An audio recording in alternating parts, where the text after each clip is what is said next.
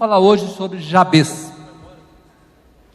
Eu devo admitir que a história de Jabez é um dos meus prediletos, uma das histórias prediletas para mim. Mas talvez você se surpreenda com a forma que nós vamos fazer nessas quartas-feiras.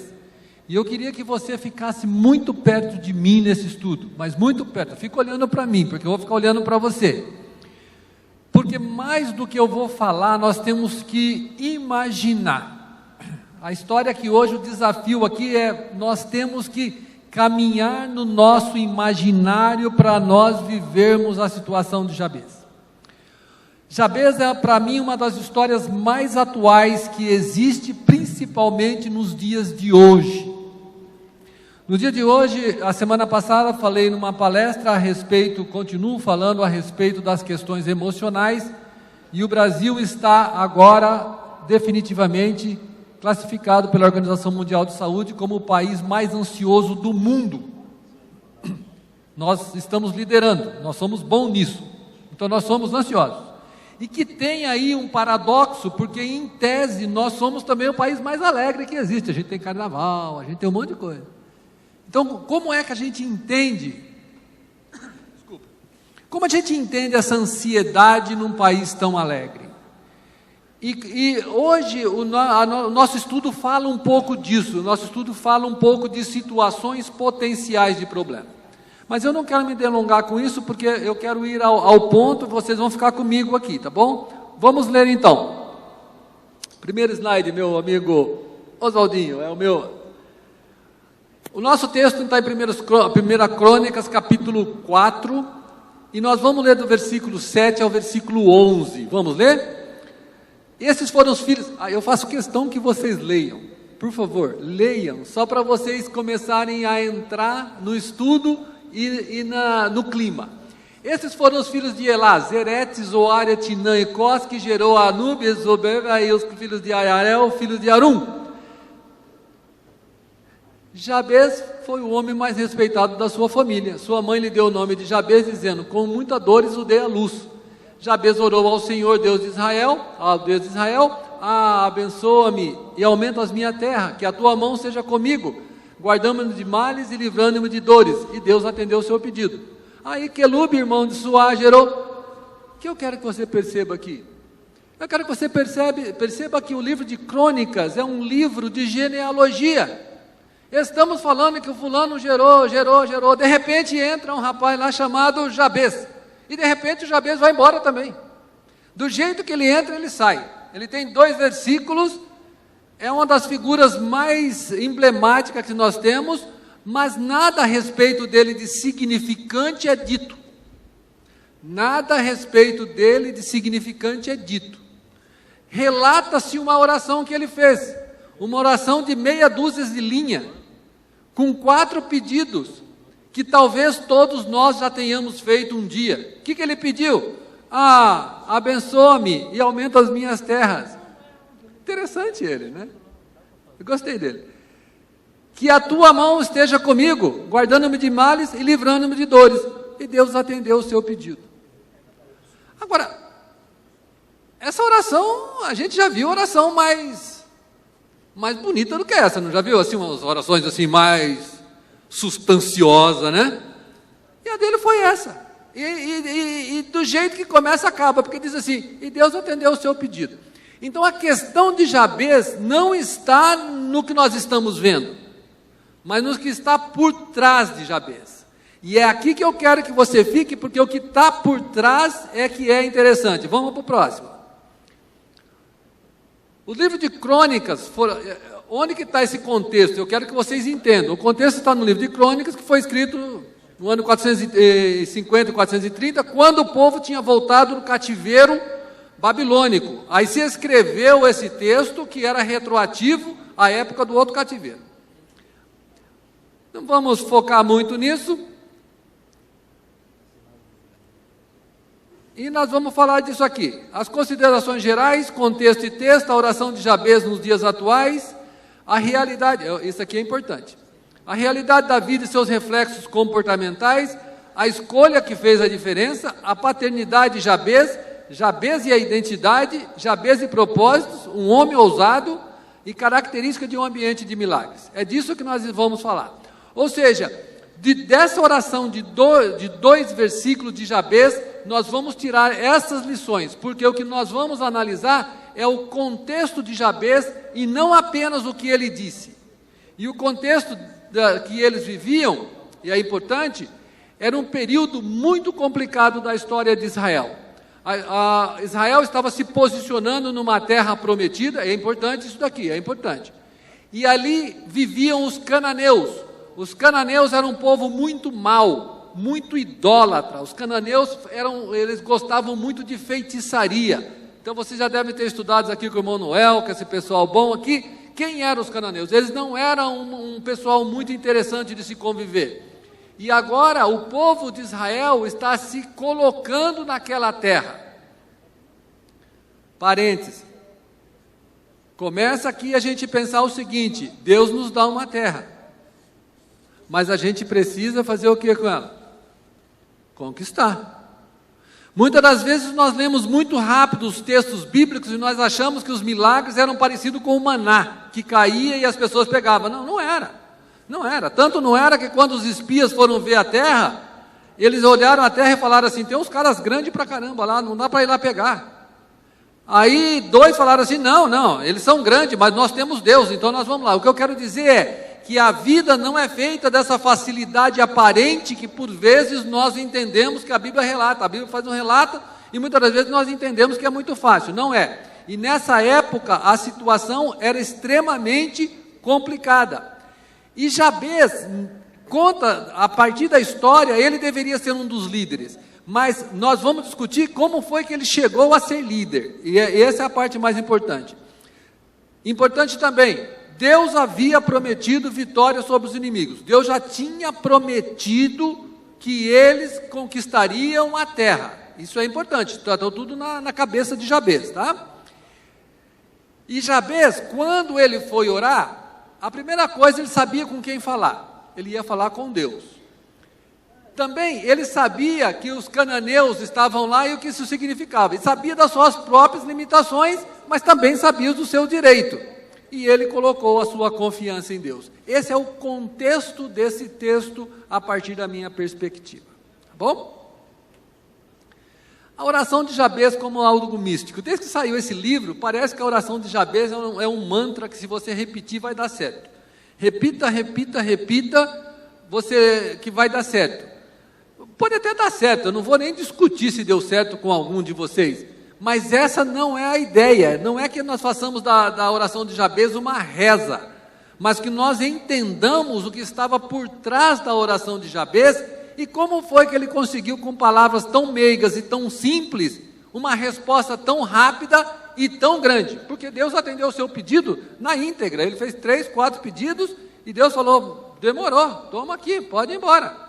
Então, mas hoje se fala, é só eu rezar, porque a lei da atração vai fazer com que isso aconteça. E isso não é verdade. A oração de Jabez nos serve como exemplo de relacionamento com Deus, com os resultados desejados. A oração de Jabez deve potencializar a nossa fé, considerando que o nosso ambiente atual é infinitamente mais favorável do que o de Jabez. Vou dizer uma coisa para você: se Jabez, com aquela oraçãozinha, não estou diminuindo a oração do Jabez, tá? Porque a oração dele foi boa, mas se com aquela oraçãozinha do Jabez ele deu certo, hoje em dia nós com metade dessa oração deveríamos fazer dar certo. Por quê? Jabez orou em cima de uma promessa que Deus já tinha feito. Agora, quais são as nossas promessas? Quais são as nossas promessas? Nós não vamos falar delas ainda. Mas um dia Jesus passando falou assim: essas obras que eu fiz, vocês vão fazer obras maiores. A gente acredita nisso, de verdade, sim ou não? Não. Certo? Não acredita, a gente não acredita. A diferença do Jabez é que ele acreditou. O Jabez foi simplesinho, acreditou. Os discípulos ficavam encantados: Senhor, os demônios vão embora. Jesus falava que não liga para isso não. Fica contente que o seu nome está escrito no livro no céu. aqui diabo, aqui você vai tirar assim mesmo, não tem problema nenhum não. Mas a gente não acredita nisso, e é isso que nós vamos trabalhar um pouco, é como nós nos posicionamos com isso, tá bom? A estrutura da nossa conversa, porque você que veio hoje precisa vir a semana que vem também, então na outra também. Nós vamos fazer assim, nós vamos fazer 3 considerações comigo. Quantas considerações? Eu vou falar assim, 3, muito bem. A realidade da vida vai ser uma consideração, a possibilidade de mudanças e uma estratégia fabulosa de vencedor. E nós vamos fazer 3 reflexões. Então serão 3 considerações, 3 reflexões. Minha paternidade. Vou confessar uma coisa para vocês. Eu sempre quis falar disso desse jeito. Aleluia! É verdade, vocês não sabem como é que eu estou satisfeito. Vocês são meus cobaias. Sabe por quê? Está em moda hoje, método IP, identidade e propósito. Em 2016 a gente começou com identidade e propósito. Mas a gente não avacalhou, porque teve muita gente que avacalhou, estão fazendo para ganhar dinheiro. Não é isso, isso daqui é mais bonito e mais sério do que estão fazendo. E nós vamos fazer aqui, biblicamente, vocês vão ver que coisa interessante. Minha paternidade, quem é o meu Deus Pai? Irmãos, eu desafio, eu quero ir um pouco rápido, por isso que eu quero vocês junto comigo, porque eu quero chegar ao final disso daqui hoje, para nós irmos embora pensando nisso. Minha identidade, quem sou eu? Quem sou eu? Como eu me percebo, como eu me reconheço, principalmente frente à minha paternidade. Estão comigo? Como que eu entendo a minha identidade frente à minha paternidade? Quem sou eu quando eu tenho Deus como Pai? Eu sempre brinco dizendo assim, quando você olha de manhã, no espelho você olha e fala assim, uau, filho de Deus, você está o maior gatão hoje. É assim que a gente fala? Nossa, que cara de filho de Deus. Você está com cara de filho de Deus. Você vai sair hoje com... Ou a gente olha e fala assim, o Bolsonaro de novo. O que eu quero dizer é que nós desconectamos da nossa paternidade o que machuca a minha identidade. Porque vê... Jesus falou assim, ó, sem mim você não pode fazer nada. Se você estiver em mim e eu estiver em você, você vai dar fruto, porque sem mim você não pode fazer nada. Então nós temos uma conexão mandatória com Deus. Quando eu desconecto, o que eu viro? Eu viro eu. E quando eu viro eu, não dá certo, porque eu já sei que eu não estou dando muito certo. Foi por isso que eu pedi para Jesus entrar no meu coração. Está muito complicado isso? Mas veja, não é assim que a gente acorda de manhã. A gente acorda de manhã como filho de Deus, de verdade. Amanhã vocês vão acordar como filho de Deus. Vocês vão olhar e vão falar assim, que cara de filho de Deus que você está hoje. Que bênção de filho de Deus, porque não dá para ser de outro jeito. E meu propósito. Agora, uma pessoa que é filho de Deus, se parece como filho de Deus, se sente como filho de Deus, se veste como filho de Deus, age como filho de Deus, tem que ter um propósito de filho de Deus, não tem? Senão, como é que é possível? Você tem toda essa característica e você vive a vida como se fosse um João ninguém. Não dá para ser um João ninguém sendo um João filho de Deus. Não dá. Então, meu propósito, qual a minha missão de vida? Qual a minha missão de vida? E quais, está escrito errado, e quais são os meus objetivos? Conclusão, decisão e ação. É assim que filho de Deus faz, tá? Eles decidem e eles agem. Tudo bem até aqui? Vamos falar da realidade da vida. A realidade da vida, de acordo com... Realidade da vida. Realidade da vida. De acordo com Salomão, e Salomão tinha tempo para fazer isso, porque quando Davi morreu, deixou lá o templo tudo pronto. Então Salomão era um cara que estava rico, tudo conquistado, não precisava fazer nada, o negócio dele era só pensar, andar pelo palácio, ficar pensando, ó vida, ó céu, ó dia, tudo é vaidade e tal. Aí ele pensou e disse assim, aí vi ainda embaixo do sol, que não é dos ligeiros o prêmio, nem dos valentes a vitória. O que ele estava dissertando era o seguinte, a vida não tem lógica. A vida não tem lógica, não tem lógica, a vida não tem lógica, tá bom? E ele fala assim, ó, o dia que essa não lógica acontecer, nesse texto aqui, o dia que essa não lógica acontecer, não seja pego de surpresa, porque eu estou avisando para você que a vida não tem lógica, não é dos ligeiros a vitória, não é do sábio o pão, não tem essa lógica. E ele fala assim, quando você não entende isso, quando isso acontece, você fica aí perdido, porque vai te acontecer um negócio que você não esperava. E tem mais, se você não entendeu o que ele disse, no outro slide, ele fala assim, refleti tudo isso, e cheguei à conclusão que os justos e os sábios, e aquilo que eles fazem, estão nas mãos de Deus.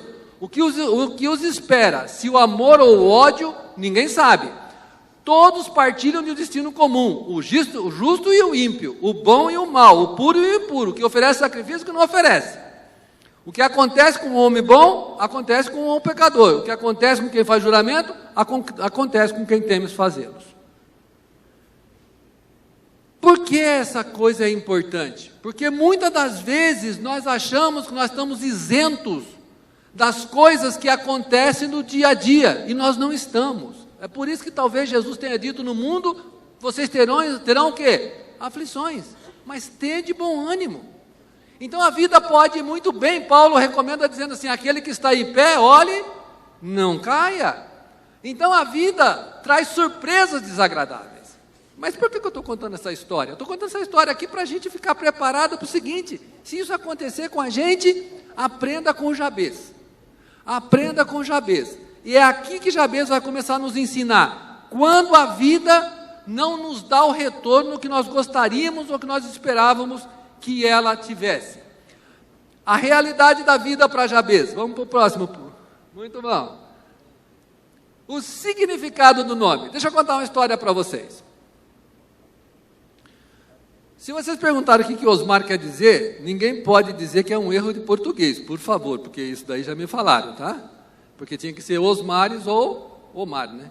Então aí Osmar é um erro de português. Mas naquela época, os nomes tinham uma importância fundamental.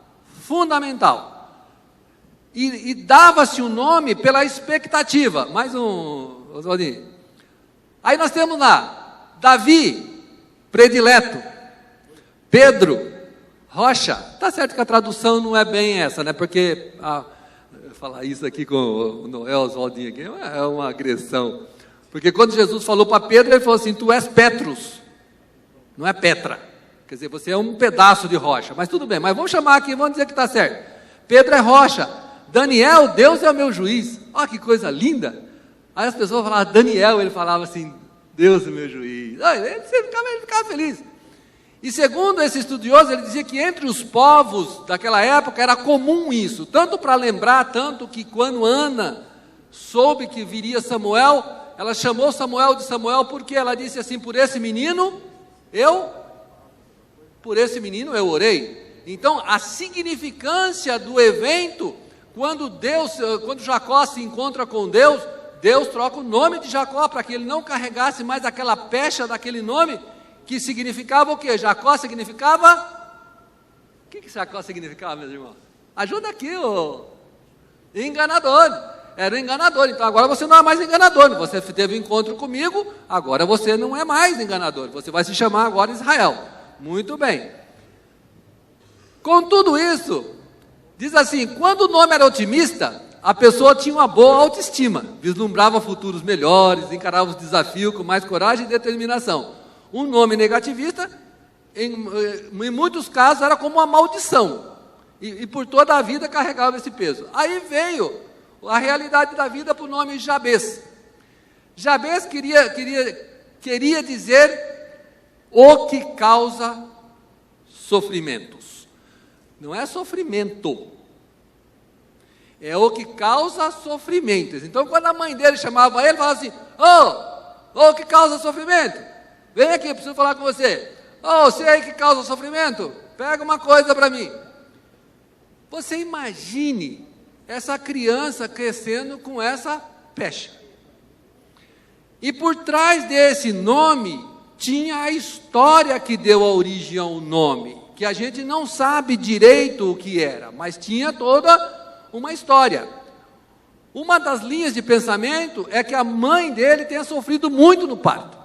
Agora, sofrer muito no parto é quase uma redundância, porque naquela época não tinha cesárea e não tinha anestesia.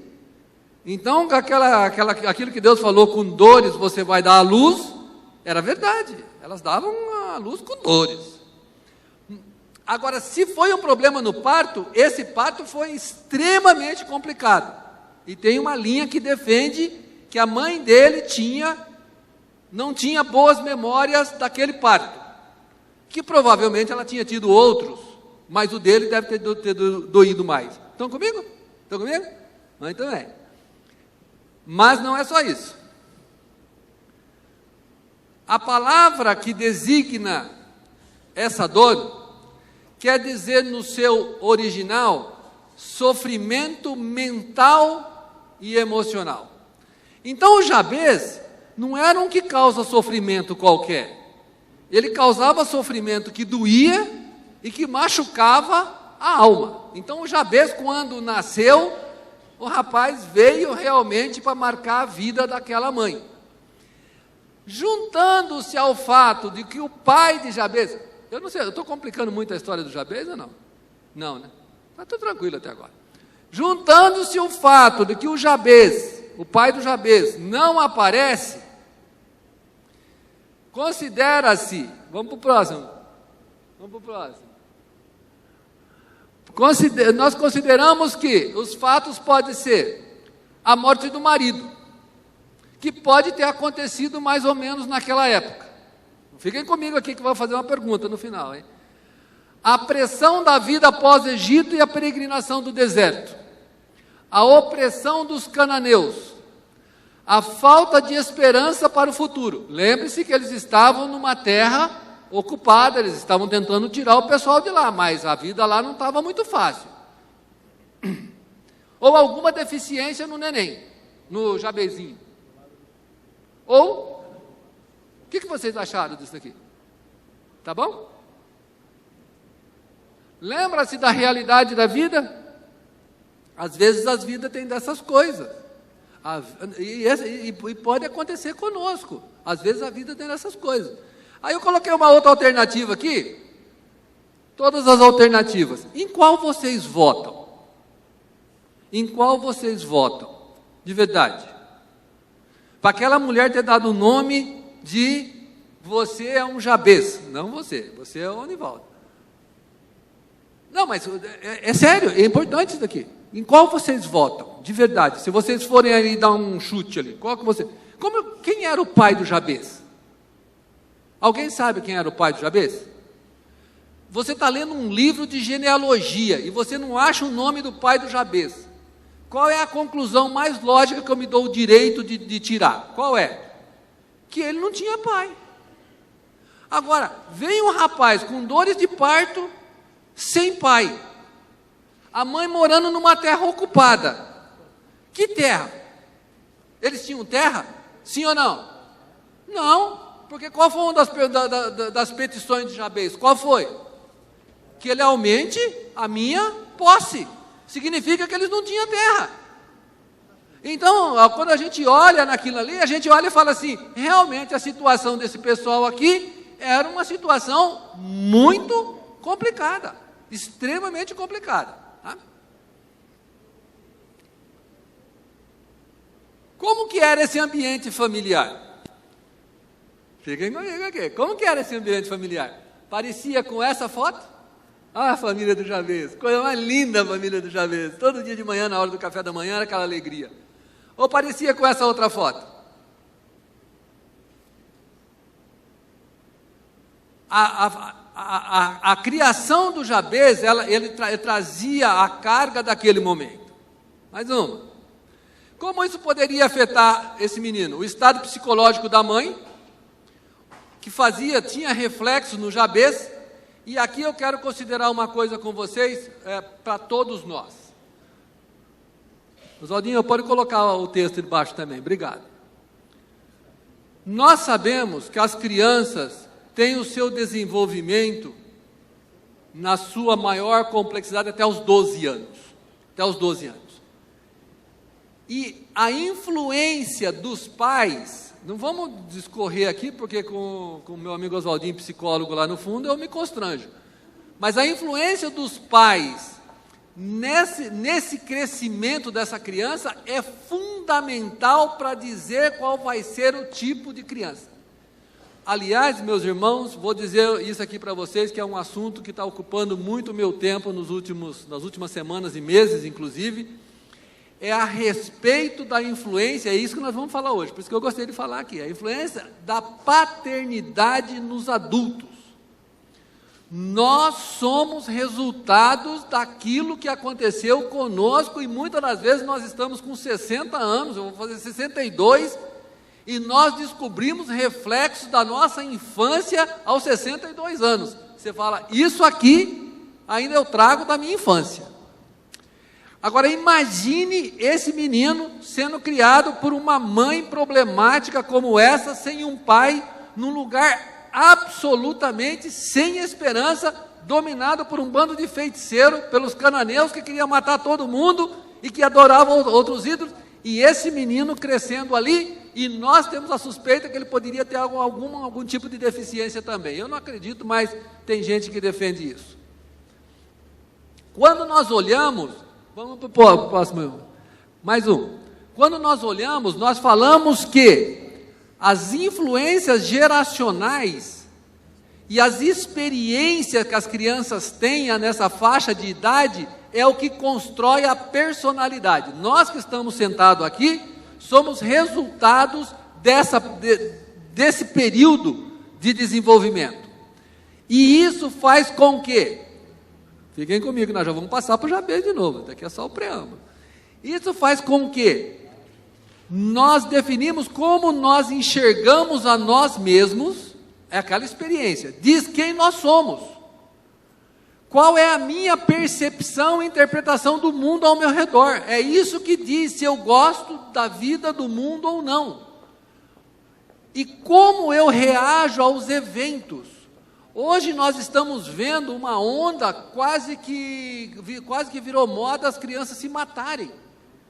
A consequência disso passa por aqui, por percepções, por situações que elas percebem de como é o mundo que elas estão vivendo. Então é um negócio complicado, e para todos nós trazemos essas limitações ou essas vantagens. E naquele caso do nosso amigo Jabez, ele passava por tudo isso, todos os dias. Então o Jabez, é o que nós dizemos, ele tinha tudo para ser uma pessoa problemática. Importante, aquela situação criava filtros. Deixa eu falar de filtro, porque nós vamos falar muito de filtro aqui. Nós vamos falar de filtro de paternidade.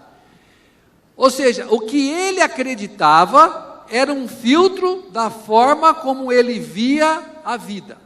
E nós temos filtro neurológico, nós temos filtros sociais, filtros de geração, e dependendo do filtro, é a forma como eu vejo a vida. Mais um, Oswaldinho. Dependendo do meu filtro, é a forma como eu vejo a vida. Se nós fôssemos pensar no Jabez, que não tinha tido pai, ou que tinha tido um pai que tinha morrido, como é que ele percebia a paternidade? Como vocês acham que ele percebia a paternidade? Como? Quem tem um pai violento? Quando as pessoas falam de pai, como essa pessoa percebe pai? Pai é o que para ele? Pai é violento. Hoje as igrejas estão atentas porque tem um dado que diz que um terço das famílias, hoje no mercado, na sociedade, um terço das famílias, os filhos não são dos cônjuges. São filhos que estão, porque veio com o pai, ou veio com a mãe. Um terço da população brasileira, os filhos não são filhos do casal. São filhos cruzados. E aí esses filhos têm percepções diferentes da paternidade. E nesse caso aqui, o filtro do Jabez poderia ser um filtro de uma paternidade. E muitas das vezes nós temos esses filtros. Porque ele não tinha, ele tinha o que ele tinha sido criado com a mãe dele. tá bom? E nós falamos, mais um, aí. E nós falamos que esses filtros fazem com que dessa forma nós nos comportemos, tá? E aí, nós saímos aqui, é o penúltimo slide, nós vamos voltar para o Jabez, mais um, por favor. Com aquele modelo, nós saímos pessoas assim, inseguras, medrosas, melancólicas, às vezes promíscuas, às vezes desonestas, às vezes avarentas. Todas essas disfunções comportamentais decorrem da forma como as pessoas foram criadas na maioria das vezes. E o que acontece com isso? Mais um clique, por favor. Com isso, nós sobrecarregamos a nós mesmos e as pessoas, e nós não assumimos. Hoje, quando nós vimos as crianças que não assumem as suas posições, não têm responsabilidade, isso decorre da forma como eles perceberam, da forma como o meio se posicionou com relação a eles. Muito bem. Mais um. Agora voltamos para o Jabez. Jabez tinha tudo para dar errado. E se o Jabez desse errado, estava tudo certo, porque coitado dele. Era um cara que se chamava, olha que dor que você me deu quando você nasceu. Você não tinha pai, a gente morava num lugar. Mas, acontece que, na vida, e aqui o meio influencia, mas não necessariamente determina. Então, o fato de você ter nascido num lugar, numa situação que te levou a uma condição negativa, influencia, mas não determina. Você não... As pessoas, ainda nos Estados Unidos, eu ouvi uma palestra de uma mulher que fazia trabalho na favela no Rio de Janeiro, isso ficava muito claro. O fato da pessoa morar na favela não faz um bandido. Pode fazer na maioria das vezes, mas não é uma regra. Tá? Então, o meio influencia, mas não determina. E todos nós temos esse potencial de mudança. A pergunta para a gente passar é: será que você se identifica de alguma forma com o Jabez? Será que alguém aqui, hoje, porque essa parada é importante, meus irmãos, sabe por quê? Tiago escreve assim: sede praticantes da palavra, não apenas ouvintes, enganando-vos a vós mesmos. Eu não sei vocês, mas para mim, chegou a hora de eu começar a ter a palavra como regra de fé prática, fazer a diferença na minha vida. Senão você vem aqui numa quarta-feira bonita dessa, se isso não mudar a sua vida, não terá valido a pena, né? Então a pergunta é: como é que nós nos identificamos com Jabez? Rejeitado ou abandonado pelos pais? Esses dias atrás, eu estava conversando com uma pessoa, e do nada, assim, essa pessoa disse das experiências que tinha acontecido na infância. Você não imagina, mas muito de nós carregamos marcas que nós evitamos pensar ou evitamos trazê-la à nossa memória e perdemos a oportunidade de curá-las. Mas como é que você se identifica? Menosprezado, perseguido, abusado na infância? Aliás, abusado na infância hoje tem um número que é muito alto, quase que preocupante. Nascido em circunstâncias excepcionais ou criados em circunstâncias excepcionais. Nós temos um caso agora na família, que a minha sobrinha adotou um menino, que veio de uma pessoa envolvida em droga, em que os ratos comiam as partes dos dedos do menino quando era neném. Então, agora o menino está um pré-adolescente, e obviamente alguma dessas coisas vem à tona no seu comportamento. Causa de separação dos pais, que agora os seus pais vêm e culpam você: foi por causa de você que nós nos separamos. Nascido com alguma limitação física ou mental, crescido com angústias inexplicáveis como transtornos. Será que de alguma forma nós nos identificamos com Jabez? Em alguma dessas áreas nós nos identificamos? Ou será que nós nos identificamos quando nós pensamos assim: mas eu também não tive um pai, eu não tive um pai que era presente, eu não tive um pai que me abraçava, eu não tive um pai que me suportava. Essa é uma outra área que muitas das vezes, hoje nós fugimos dela, mas que ela faz falta para nós, porque nós não aprendemos a dividir, ter e dividir amor. E vou dizer uma coisa para vocês, o não ter aprendido ter e compartilhar amor, é uma das coisas mais sérias no nosso relacionamento. A Bíblia nos diz assim que Deus é o quê? Deus é amor. Quando eu não aprendi a lidar com o amor, é muito difícil de eu lidar com o amor de Deus na minha vida e de eu lidar com o amor meu em outras vidas. Então é algo que nós temos que nos conscientizar, que nós temos que aprender. Nós temos que aprender a receber amor e a dar amor. Porque Deus é amor. E aqui tem um truque. Se eu não sei lidar com esse sentimento, provavelmente, não estou afirmando, mas o meu relacionamento com Deus é carente. Porque Deus é amor. Deus não sabe fazer de outro jeito. Nós vamos ver isso aqui. Aliás, Deus tanto não sabe fazer de outro jeito, que Jonas ficou bravo com Deus, foi por causa disso, tá? Então nós temos mais. Se você se identifica com Jabez por não ter sido amado o suficiente pelos seus pais, não teve relacionamento, não teve a educação necessária, não teve o acesso médico que precisava, crescido em circunstâncias, a escolha de Jabez fez a diferença. Se você tem tudo isso, você pode aprender com o Jabez hoje. O Jabez tinha tudo isso. Vamos imaginar Jabez agora. Agora nós precisamos imaginar o Jabez. O Jabez foi crescido numa família em que ele provavelmente era hostilizado pelos irmãos, era discriminado pela sociedade, era alijado das reuniões, ele era um João ninguém. Só que Jabez, na sua fase adulta, ele faz uma oração que mostra que ele, no seu silêncio, ele era um sábio.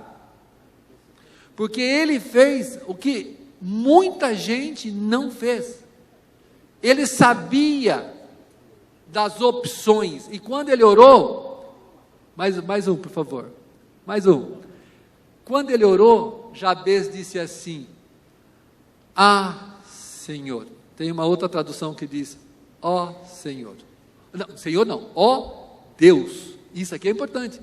Isso que eu acabei de dizer é importante. Ele não disse ó Senhor, ele disse ó Deus, ou a Deus. Por que isso aqui é diferente? Porque Jabez, quando ele diz assim, Jabez invocou o Deus de Israel dizendo, quando ele faz isso, significa que ele sabia exatamente com quem ele iria falar. E quando ele se dirige a Deus num relacionamento paterno, e não num relacionamento de senhor. O relacionamento de senhor significa gestão. O relacionamento significa paternidade. Então ele vai para Deus, pedindo a Deus, é que naquela época o conceito do Deus Pai, porque o Deus Pai ganhou fluência com Jesus. Na época antiga era Yahvé, Elohim, era o Deus pela sua característica de provisão, de interferência. Mas vem então agora Jabez e diz assim, Deus, tomara que me abençoes e me alargue as fronteiras. A Bíblia diz aqui, Jacó invocou o Deus de Israel dizendo, tomara que me abençoes e me alargue as fronteiras, que seja comigo a tua mão e me preserves do mal, de modo que não me venha a aflição.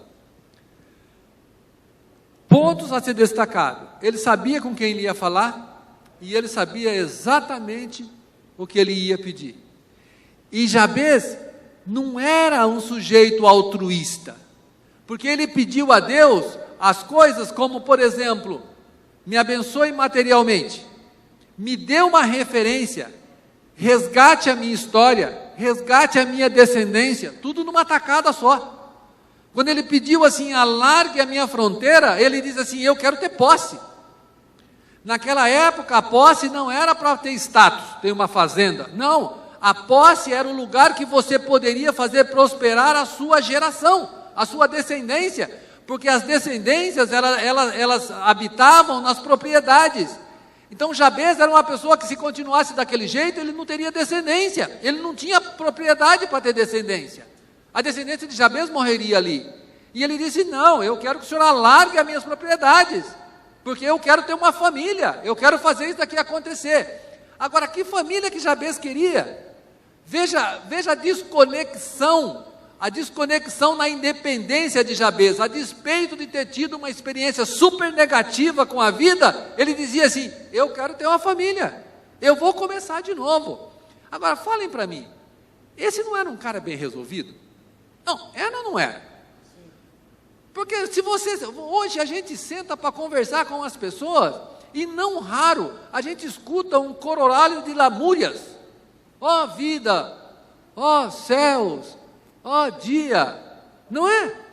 E o Jabez, coitado, que tinha tudo para poder contar umas histórias tristes, ele dizia não. Prestem atenção, por isso que eu falei que eu queria que vocês ficassem comigo. Jabez olhava para o passado, ou Jabez olhava para o futuro? Para onde Jabez olhava? Olhava para o futuro. Para onde nós estamos olhando? Para onde nós estamos olhando? Gente, olhar para o futuro, olhar para frente, cá entre nós, é uma questão de inteligência, não é? Que o Zé fica falando aí, que a gente é jovem, né? Eu vou fazer 62 anos. Está certo que, de acordo com o Nelson, o futuro está mais curto, mas eu não vou ficar olhando para o passado, 62 anos, porque não vai adiantar, então eu tenho que olhar para frente, não importa quanto seja esse tempo, eu tenho que olhar para frente. O que o Jabez fez foi isso, ele não olhou para trás e falou assim, senhor, queria conversar com o senhor, é o seguinte, o senhor prestou atenção como foi que eu ralei esse tempo todo? Não tive pai, a minha mãe colocou um nome que diz assim, vem cá o sofrimento, e toda vez que ela fala isso, dói no meu coração. Ele tinha esse direito de falar para Deus, isso não tinha? Tinha ou não tinha? Sim ou não? Tinha, lógico que tinha, essa era a vida dele, ele podia fazer ali toda a reclamação do mundo, mas ele não se incomodou com isso, em nenhum momento ele fala isso, em nenhum momento, ele vai para cima, tá? Muito bem, mais um. Se você tem alguma semelhança com Jabez, deixa eu contar uma coisa para você, Deus não abriu mão de você, Deus não abriu mão de você. Se você tem uma história parecida com a de Jabez, Deus não abriu mão de você, Ele quer que você venha contar isso para Ele hoje, e dar um jeito nisso. E vou dizer outra coisa para você, nós também não abrimos mão de você, tá bom?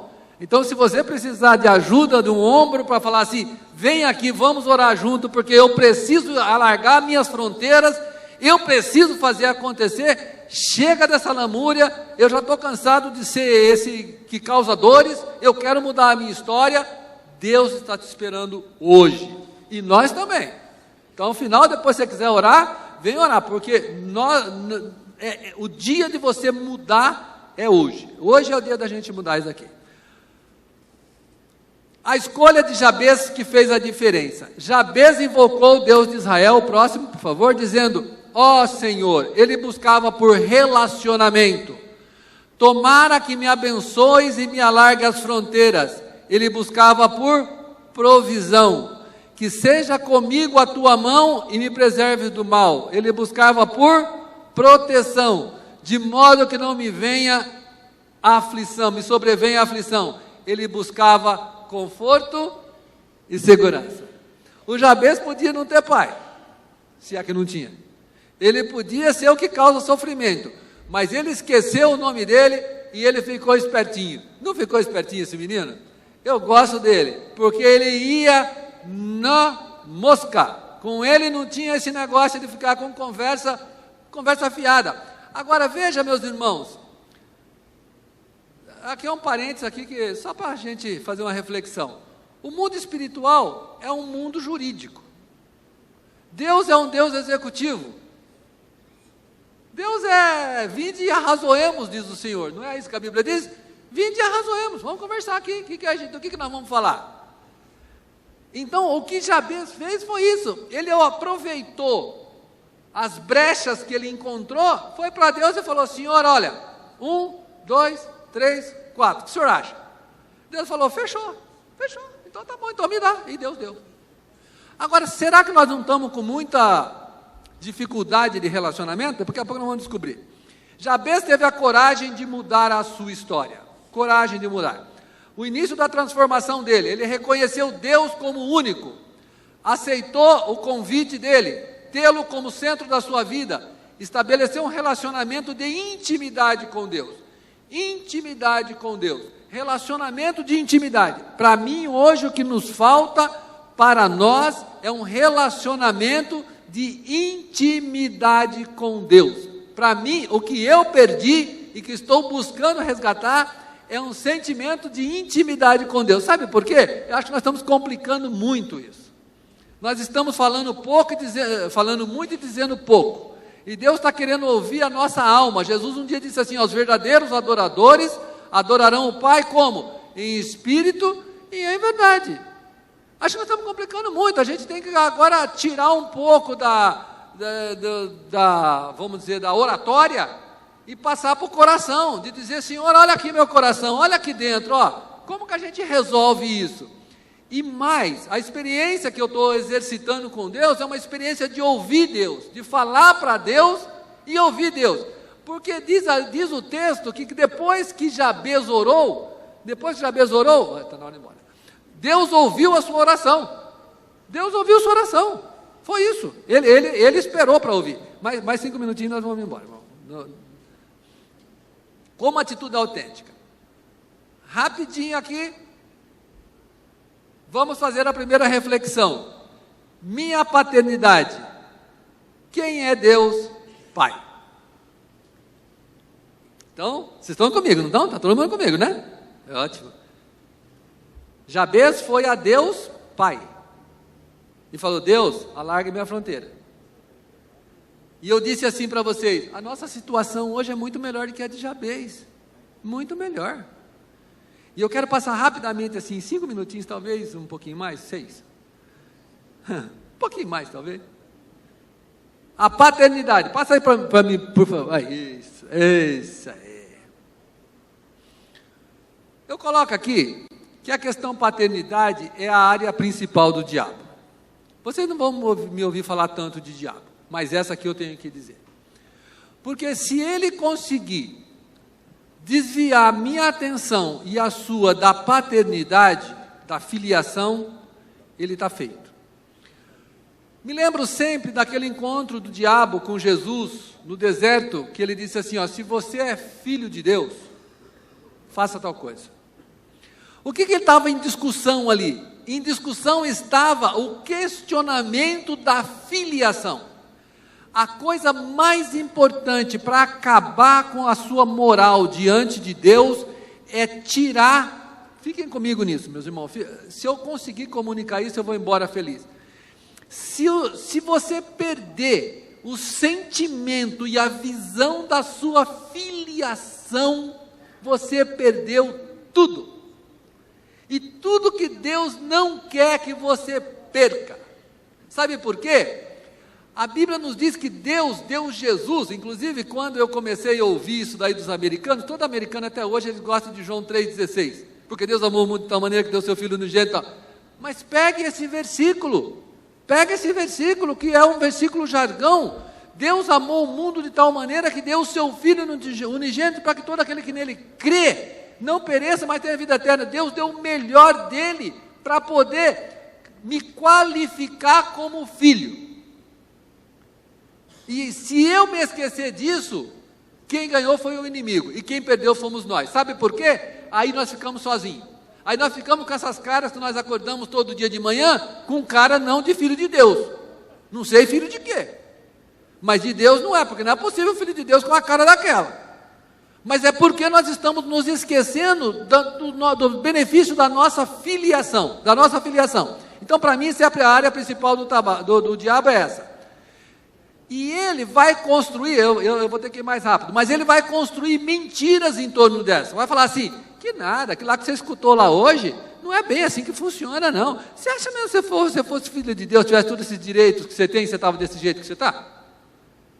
Mas e uma coisa que eu vou dizer para vocês nessas 4 semanas, a área emocional é a área principal que o diabo usa para dar mensagem para vocês, para desconstruir aquilo que Deus construiu. Eu tenho que ir rápido aqui para fechar esse assunto. A alienação do ser humano com relação a isso diminui o efeito do sacrifício de Cristo. Se eu não entendo isso, o sacrifício de Cristo não tem o valor que deveria ter. E causa um prejuízo exponencial. Exponencial é que os fatores vão se multiplicando entre si, até o ponto da gente chegar e falar assim, isso não faz mais sentido. E para mim, essa é a causa raiz das dificuldades humanas. A causa raiz da dificuldade humana é a perda do conceito da filiação. A partir do momento que eu paro de entender que eu sou filho de Deus, eu paro de sentir, eu paro de perceber, eu paro de usufruir, eu morri. Eu só vou passar a filiação e nós encerramos. Não vai ter jeito, gente. Vocês vão ter que... Falem para mim que eu posso falar mais 5 minutos além do tempo. Vai? Vocês são os amores, Deus vai recompensar vocês. Eu vou pular essa daqui. Eu vou pular essa daqui da guerra da Romênia. Mas quero falar essa daqui. Conversei com uma pessoa a respeito de filho adotado. Fica aqui comigo que vocês vão entender. Vocês têm que olhar para mim agora. Olha só... Conversando com uma pessoa que trabalhava num orfanato, com crianças. E ela dizia assim, que o comportamento das crianças eram assim, as crianças estavam no orfanato, na lista de adoção, e elas ficavam todas excitadas quando começava a aparecer uma família que ia levar elas para lá, elas ficavam todas, agora vai embora e tal. Aí a psicóloga ia lá, trabalhava e tal, até o dia que elas iam embora para aquela casa. Quando chegava na casa, estão indo comigo? As crianças foram embora para casa, foram lá para casa.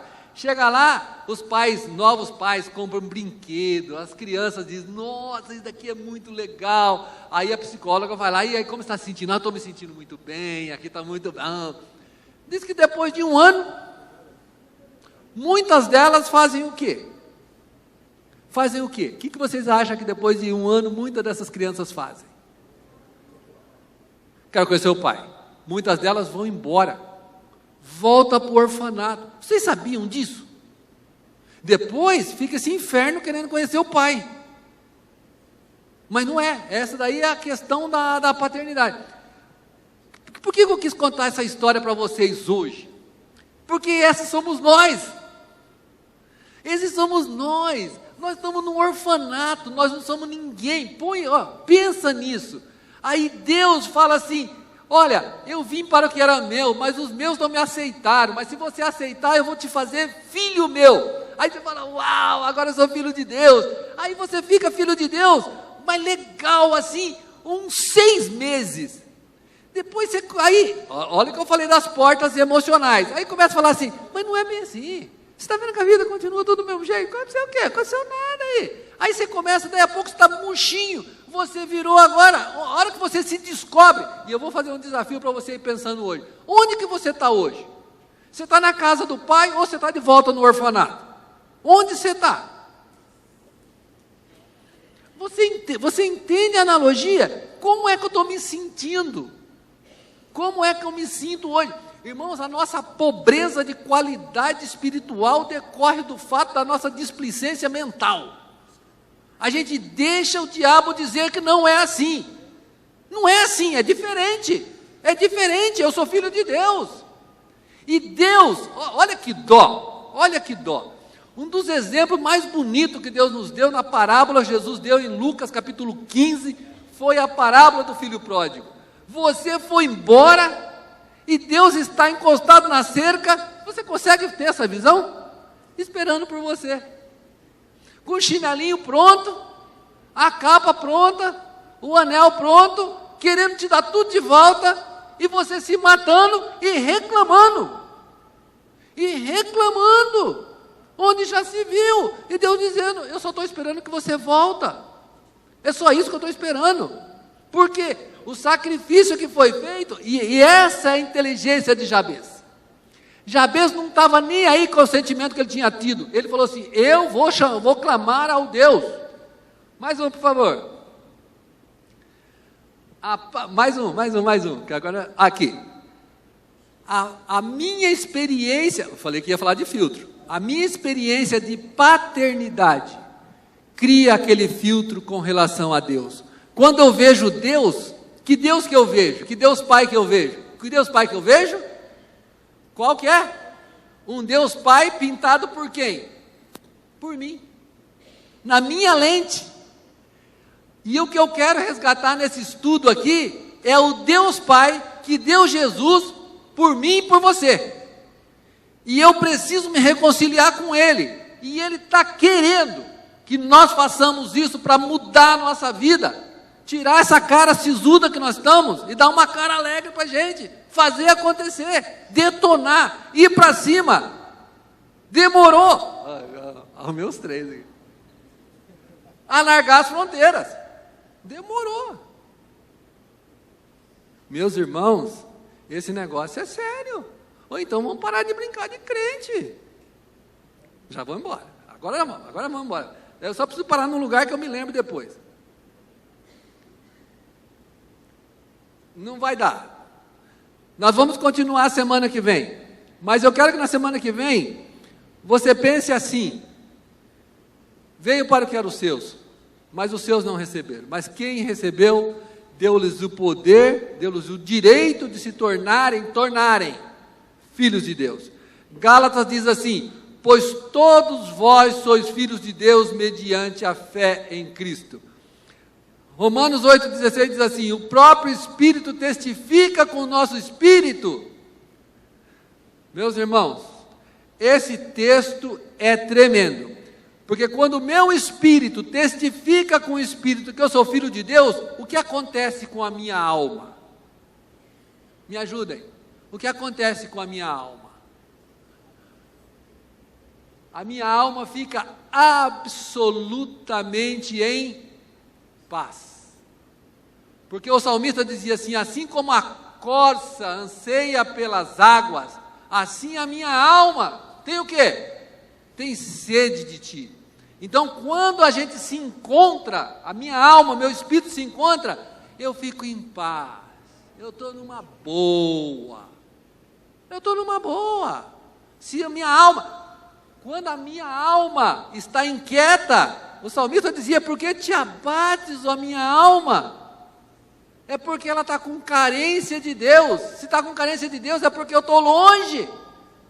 E Deus está lá esperando assim, ó o pezinho de Deus, ó. Cadê? Cadê o Roberto que não volta? Cadê o Anivaldo que não volta? Cadê o Marcelinho que não volta? Filhinhos, eu vos escrevi porque você conheceu. Vamos deixar para quarta-feira que vem, amém? Vocês voltam na quarta? Bom para nós. Então, se Deus quiser, quarta-feira. Eu não combinei com o Zé, mas, meus irmãos, eu acho que seria muito bom, se você que sentir no seu coração agora, aí no seu lugar, fazer uma oração e dizer para Deus assim: Pai, cadê o Senhor na minha vida?